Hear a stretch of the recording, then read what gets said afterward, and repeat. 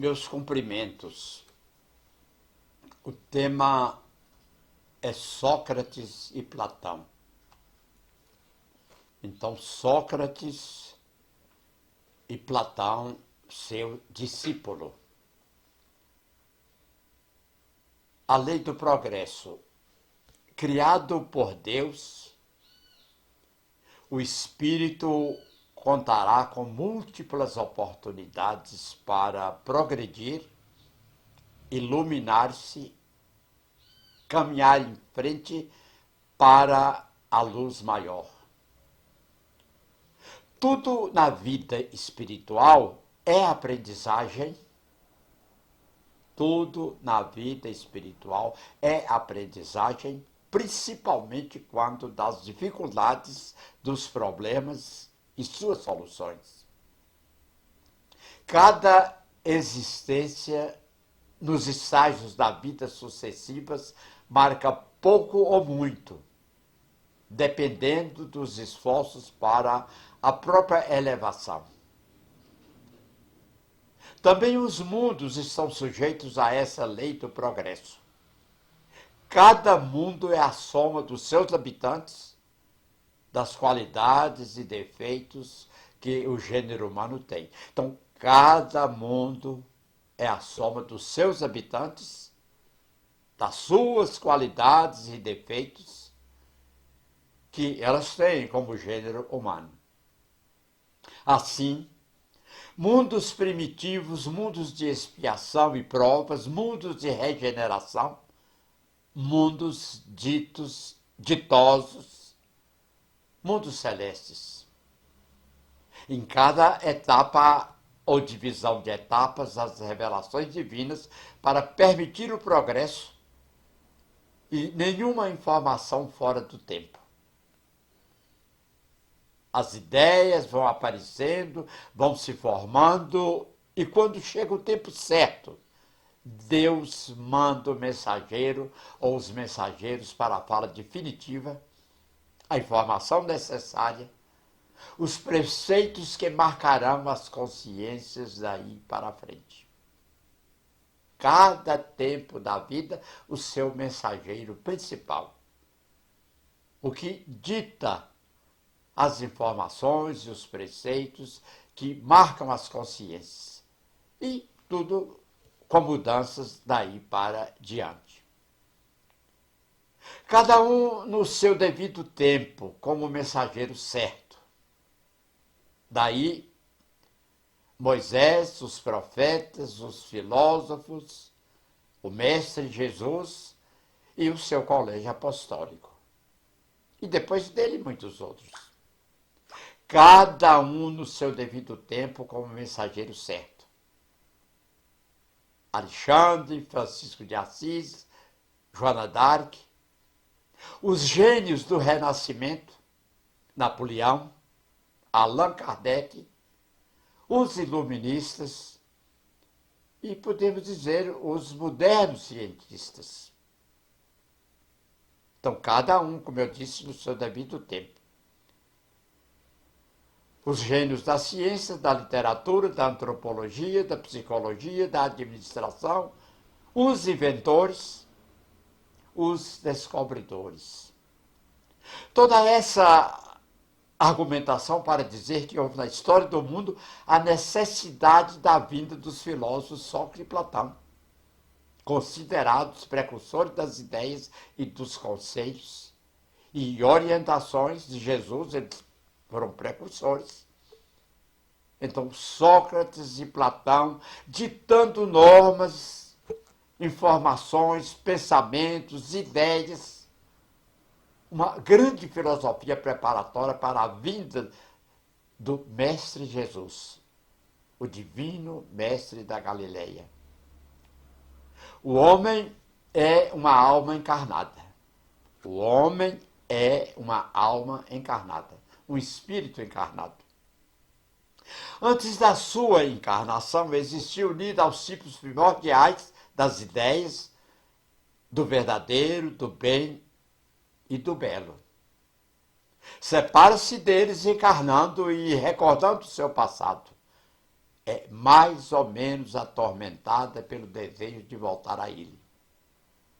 Não se pode enunciar mais claramente a distinção e independência entre o princípio inteligente e o princípio material. Além disso, a doutrina da pré-existência da alma, da vaga intuição que ela guarda de um outro mundo a que aspira, da sua sobrevivência ao corpo, da sua saída do mundo espiritual para encarnar e da sua volta a esse mesmo mundo após a morte. A alma se transvia e perturba quando se serve do corpo para nova existência sem objetivo bem definido.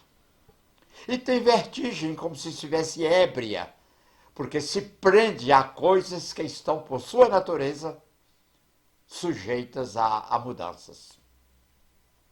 São todas ideias de Sócrates e de Platão.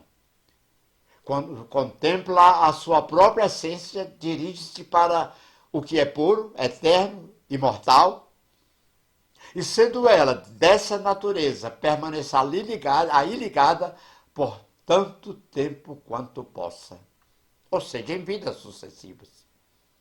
Cessam então seus transviamentos, pois está unida ao que é imutável, e a esse estado da alma que se chama sabedoria.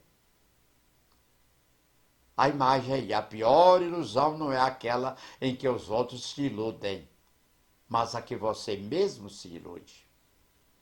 Assim, ilude a si mesmo o homem que considera as coisas de modo terra a terra, do seu ponto de vista material. Para as apreciar com justeza, tem de as ver do alto, isto é, do ponto de vista espiritual. Aquele, pois, que está de posse da verdadeira sabedoria, tem de isolar do corpo a alma, para ver com os olhos do espírito.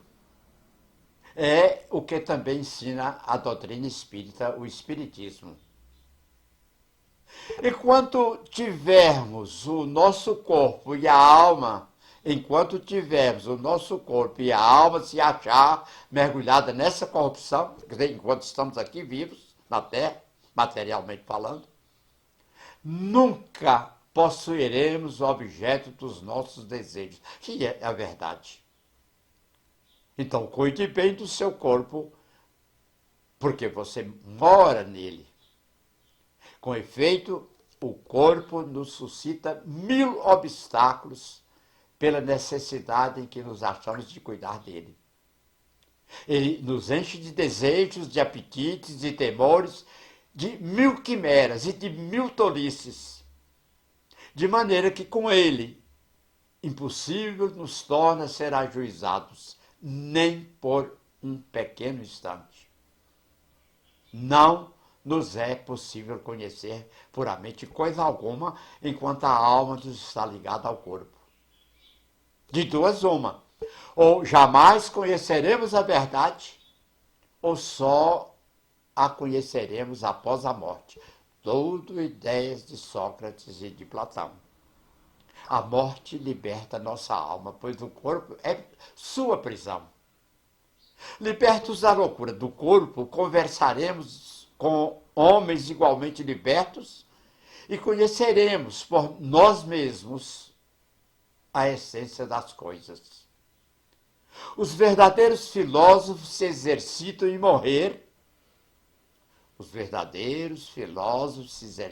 morrer. E a morte não lhes afigura de modo nenhum terrível. Está aí o princípio das faculdades da alma, obscurecidas por motivo dos órgãos corporais e o da expansão dessas faculdades depois da morte. Trata-se de almas já depuradas. O mesmo não se dá com as almas impuras. A alma impura, nesse estado, se encontra oprimida e se vê de novo arrastada para o mundo visível, pelo horror do que é invisível e imaterial. Em torno dos monumentos e dos túmulos, junto aos quais já se tem visto tenebrosos fantasmas, quais devem ser as imagens das almas que deixaram o corpo sem estar ainda puras. Almas que ainda conservam alguma coisa de forma material, o que faz que a vista humana possa percebê-las. Então, tanto materializadas ainda. Não são as almas dos bons, são, porém, as dos maus que se veem forçadas a vagar por esses lugares, onde arrastam consigo a pena da primeira vida que tiveram. Almas que continuam a vagar até que os apetites inerentes à forma material de que se revestiram as reconduzam a um corpo, ou a um novo corpo, se for o caso. Então, sem dúvida, retomam os mesmos costumes que durante a primeira vida constituíam objeto de suas predileções. Evocação de espíritos na visão espírita. Não somente o princípio da reencarnação se acha aí claramente expresso, mas também o estado das almas que se mantêm sob o jugo da matéria é descrito qual o mostra o Espiritismo nas evocações. Reencarnação num corpo material é consequência da impureza da alma, enquanto as almas purificadas se encontram isentas de reencarnar. Então há um triângulo que, quando chega no vértice, acaba a prevalência da matéria e daí para frente é só espírito. Não estão mais sujeitas às reencarnações. Outra coisa não diz o Espiritismo, acrescentando apenas que a alma, que boas resoluções tomou na erraticidade e que possui conhecimentos adquiridos. O espírito traz, ao renascer, menos defeitos, mais virtudes e ideias intuitivas do que tinha na sua existência precedente. Próximo ao final, lei do progresso, ao progresso intelectual e o progresso moral. Assim, cada existência lhe marca um progresso intelectual e moral. Então, na balança, normalmente um mais do que o outro, o intelectual e o moral. Após a nossa morte, o gênio, que é o daimon, o demônio, segundo a linguagem de Sócrates e Platão, que nos foram designados durante a vida, leva-nos a um lugar onde se reúnem todos os que têm de ser conduzidos ao Hades para serem julgados. Preenchido o tempo, são reconduzidos a essa vida em múltiplos e longos períodos. Daí a imagem que está no túmulo de Kardec, no cemitério Père Lachaise, em Paris, que é nascer, morrer, renascer ainda, progredir sempre, tal é a lei. A doutrina dos anjos guardiães ou espíritos protetores e das reencarnações sucessivas, em seguida a intervalos mais ou menos longos na erraticidade.